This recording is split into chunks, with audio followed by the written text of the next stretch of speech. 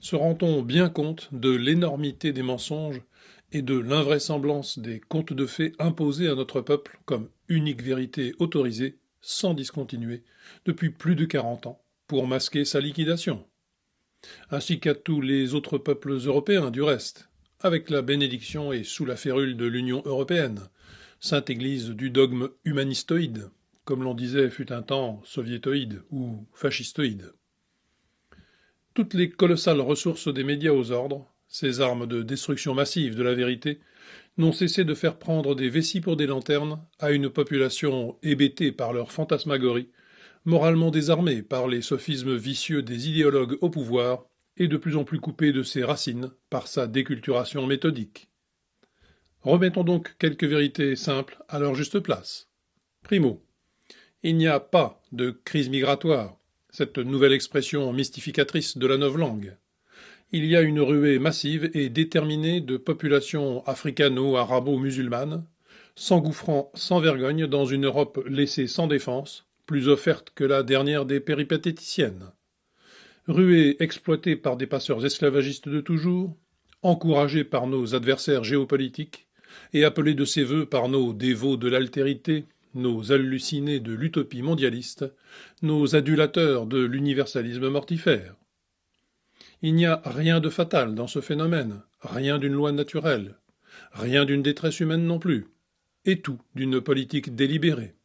Secondo, ces masses sont composées presque exclusivement de jeunes hommes, projetés sur nos territoires par des familles et des clans, la plupart provenant de pays qui ne sont pas en guerre, ni en état de crise humanitaire.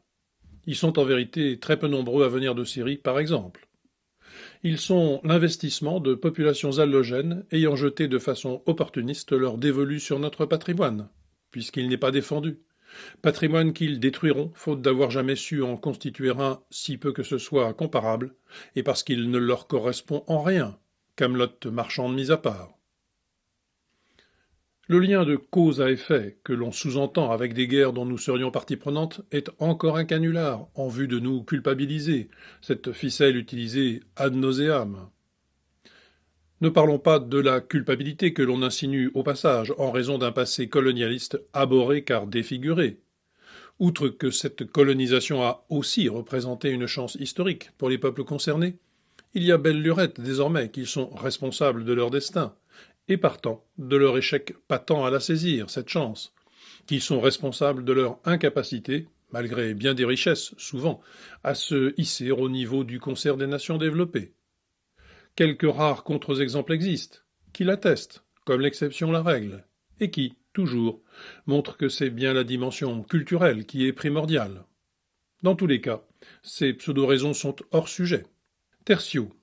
Ces derniers mensonges et ces dernières manipulations couronnent ceux et celles assénés sans réplique pendant des décennies pour masquer, contre toute évidence, l'entreprise résolue de submersion de nos pays par une immigration remplaçante menée parallèlement à la destruction de leur cadre national. Rappelez-vous. Tout d'abord, cette immigration de masse était un fantasme, démenti par les chiffres, et avec cela, nos retraites seraient néanmoins payées. Incohérence et illogisme ne font pas peur à la propagande, puisque ce sont ses raisons d'être, en comptant sur le « plus c'est gros, mieux ça passe ». Ensuite, c'était une réalité, mais pas si forte qu'on le disait. Le grand remplacement était exagéré, c'était un mythe d'extrême droite. Du reste, on fabriquait des Français comme vous et moi à tour de bras et en un temps record. Et de plus, cela représentait une chance formidable de renouvellement pour notre pays. Et maintenant, troisième temps, que le désastre prend chaque jour un peu plus d'ampleur, et que l'on ne peut plus l'offusquer, c'est une fatalité inéluctable, et il est, de toute façon, trop tard pour y remédier. Il faut s'y faire, et le dernier cri en matière de discours politique.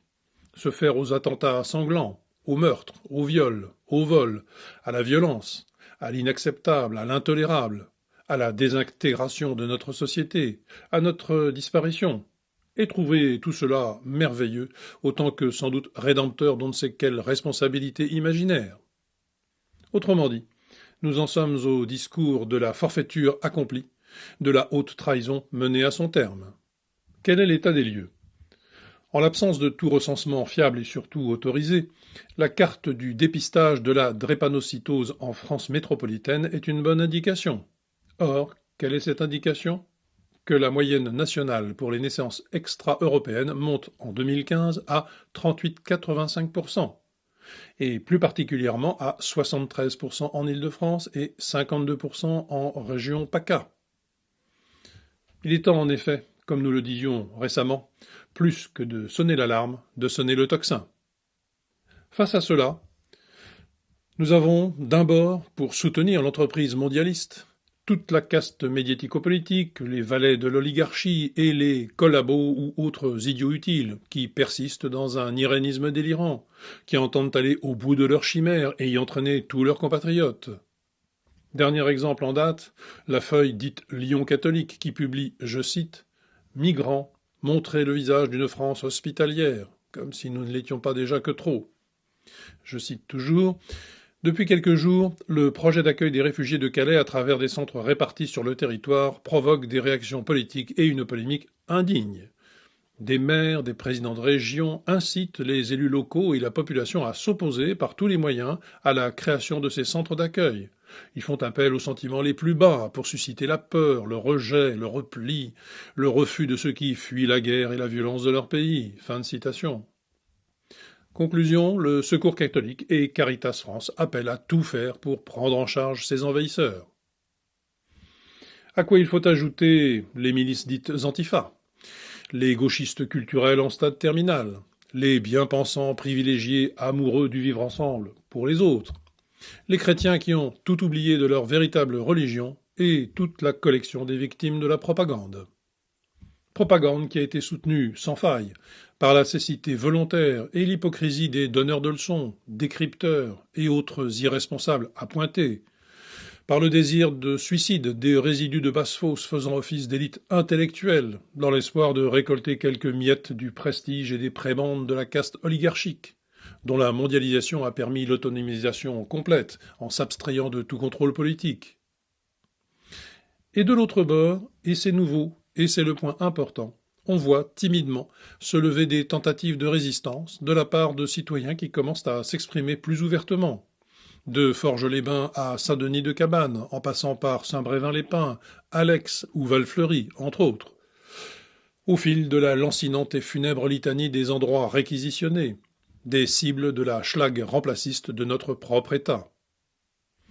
Mais des citoyens qui résistent sur de mauvaises bases, offrant des bâtons pour se faire battre, à louvoyer avec le politiquement correct, donc s'y soumettant peu ou prou.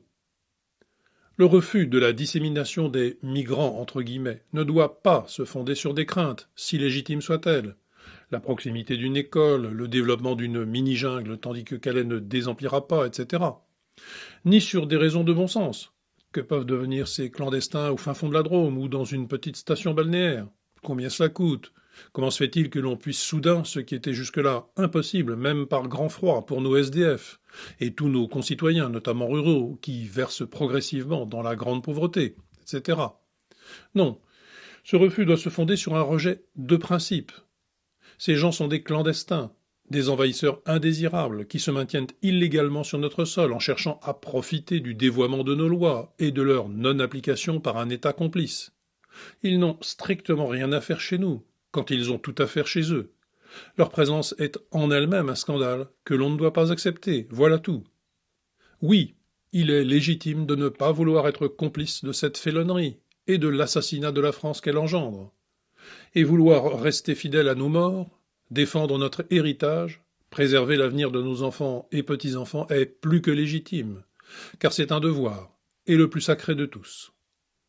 Et non, il n'est pas xénophobe de ne pas souhaiter voir débarquer dans son pays, en masse, et dans une anarchie sans nom, des gens en provenance de toute la terre, charriés par des passeurs esclavagistes de toujours, manipulés par des puissances adverses et abusés par des promesses chimériques. Cela alors que, très manifestement, ils ne partagent pas de leurs hôtes involontaires et contraints la culture, l'histoire, les mœurs, qu'ils n'ont pas la même patrie au cœur, patrie au sens propre, qui est la communauté des pères, des aïeux, et qui pour eux signifie ethnie, tribu, clan, fratrie, mais certainement pas cité, et moins encore cité politique. Oui, on peut le refuser pour d'excellentes raisons, et n'en être pas moins authentiquement xénophile, car c'est la xénophilie même que d'aimer l'étranger comme étranger, dans sa singularité, et partant, dans son histoire, sa culture, et donc son pays, et pas déraciné, plongé dans notre modernité, jouet de notre destin, perdu par notre universalisme. On peut être réellement attaché aux Érythréens et aux Somaliens, ou aux Afghans ou aux Maliens, mais en les respectant en propre, soit en Érythrée, Somalie, Afghanistan, Mali, et ainsi de suite. Non, il n'est pas raciste de considérer que son propre monde a le droit de persévérer dans son être, et que sa singularité a le droit de perdurer ailleurs que dans des réserves, et autrement qu'en mode folklorique, pour finir dans les poubelles de l'histoire. Non, il n'est pas raciste de considérer qu'un étranger dont tout nous sépare culturellement est un hôte bienvenu seulement s'il est de passage, qu'il ne peut, le cas échéant, s'assimiler que très exceptionnellement et à titre individuel, et que sinon, il n'a pas vocation à rester dans notre pays, dont il ne peut alors être qu'un envahisseur, surtout s'il le fait de façon uniquement opportuniste et en masse. Le rejet de l'hôte indésirable et envahissant est le corollaire du sens de l'hospitalité, et non pas son opposé. Et oui, le véritable humanisme, le véritable amour du prochain, ne consiste pas à être le dindon d'une farce suicidaire et criminelle, finalement désastreuse pour tous. En revanche, oui, ceux qui accueillent à bras ouverts une immigration sans limite, sans foi ni loi, ne sont pas des xénophiles, mais bien plutôt des autophobes, des phobiques de leur héritage, des azimutés fans de toute singularité, à l'exception expresse de la leur, qu'ils vomissent.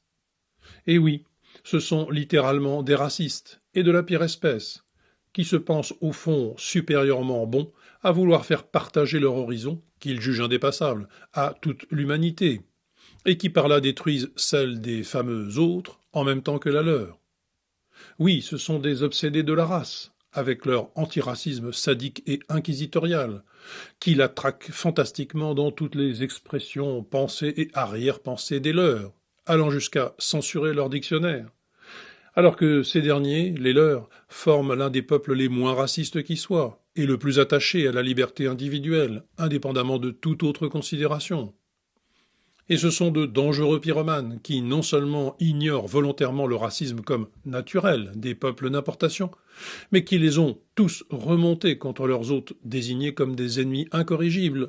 Et oui, ces nihilistes sont, pour finir, des néocolonialistes de la pire espèce, qui prolongent la prétention progressiste des initiateurs et justificateurs de la colonisation, tous de gauche, ce que nos progressistes d'aujourd'hui ont réussi à faire oublier.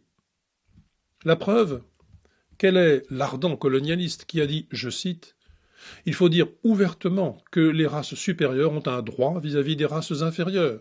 Je répète qu'il y a pour les races supérieures un droit, parce qu'il y a un devoir pour elles. Elles ont le devoir de civiliser les races inférieures. » Fin de citation. Qui donc? Réponse. Jules Ferry devant la Chambre des députés, le 28 juillet 1885. Et qui a dit, je cite à nouveau, « Nous admettons le droit et même le devoir des races supérieures d'attirer à elles celles qui ne sont pas parvenues au même degré de culture, et de les appeler au progrès réalisé grâce aux efforts de la science. » Fin de citation. Eh bien, c'est Léon Blum, et cette fois c'est en 1925, devant la Chambre, le 9 juillet 1925. Et l'on peut, sans exagération aucune, pousser l'analogie. Collabos ils sont aujourd'hui comme collabos ils l'étaient hier. La gauche, à l'aide de prétendus intellectuels proliférant sur les cadavres de leurs grands anciens, et du journalisme phagocyté par l'armée des petites mains sophistes qu'ils ont enfantés, a réussi le tour de force de préempter la résistance et de faire porter sur la droite la culpabilité qui était d'abord et massivement la sienne, et de se défausser de sa mauvaise conscience sur ses adversaires, comme aujourd'hui elle le fait sur le peuple, qu'elle méprise et honnie. C'est bien la Chambre du Front Popule qui a donné les pleins pouvoirs à Pétain, Mitterrand qui a été décoré de la Francisque, et les socialistes pacifistes qui ont été les principaux fauteurs de guerre, comme les cadres de la collaboration. Et c'est à droite, et même à la droite de la droite, comme on dit aujourd'hui, que l'on s'est retrouvé autour de Gaulle en juin 40. Les parrains, qui ont en quelque sorte porté, chacun à sa manière, la gauche New Look sur les fonds baptismaux sont Sartre et Mitterrand.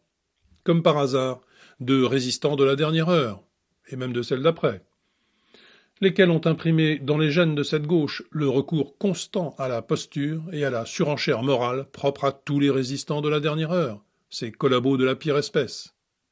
Et voilà ceux qui, depuis des décennies, monopolisent le ministère de la parole et le magistère de la morale. Ces sycophantes, ces tartuffes, donneurs de leçons et prêcheurs d'une morale avariée autant que dévoyée, en un mot, la gauche bourgeoise et vénale, mais qui se veut divine, avec son ultime déjection, le gauchisme culturel, ces gens ont saturé l'espace public et imposé leurs dictates idéologiques. Or ce sont des hypocrites, des menteurs, des traîtres, et pour le dire d'un mot, de pitoyables enfoirés.